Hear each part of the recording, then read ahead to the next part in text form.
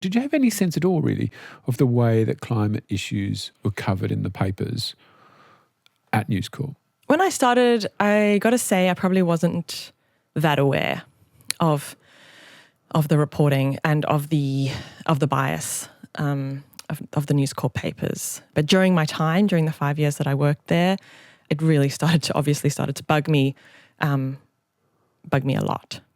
Through my time at News, I became more and more vocal, just with my colleagues and about things that really bothered me, particularly on the climate change side. But there were other things as well in terms of reporting that really bothered me. And, and it's funny, actually, the day before I sent the email, I was so angry. My partner's farm had actually been affected by the fires and, he almost lost it. Then, you go to work and you read that they're taking this angle that a lot of the fires are being caused by arson, or arson is a factor, or, promoting this agenda that that's what we should be focusing on, not climate change. And when it's actually, so close to home, and when you're walking outside in your city and you can hardly breathe and you can't even see the CBD through all the smoke, there's this horrible smell in the air that makes you think how many billions of animals have been burnt.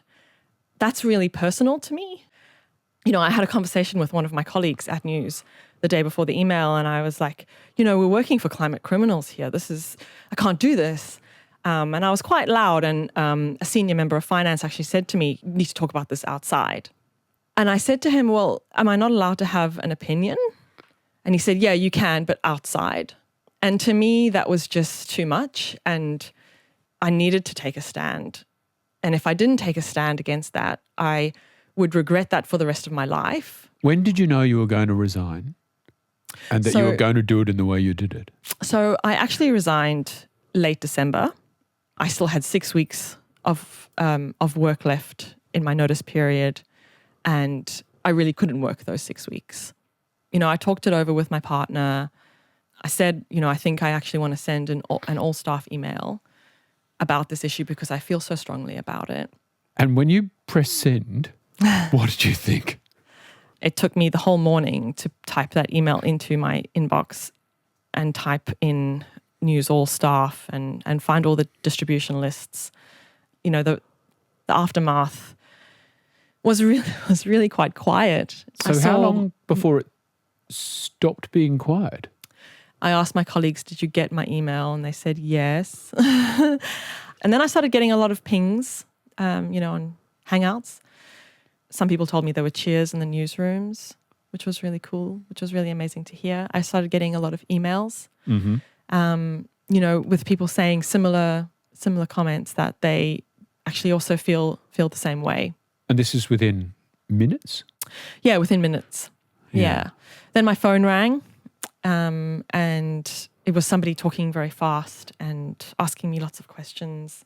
And then when I finished answering all these questions, he told me he was from the SMH and that it was going to be... So it must have leaked. I think it leaked within minutes. Yeah. Yeah, really quick. I started packing up my desk thinking, okay, well, I've sent this email.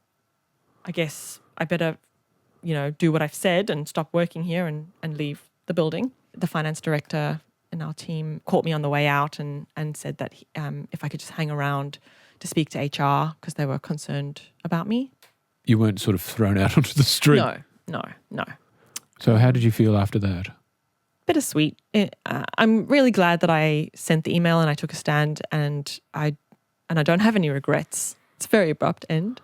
But, I'll still be in contact with the people that I am friends with over there. So I think it was the Tuesday or the Wednesday after my email, News pledged another $5 million to the bushfire relief. And then James Murdoch came out that same week with similar criticisms of their climate coverage. And to have that validation from somebody so senior and so close to the Murdochs made me feel a lot better.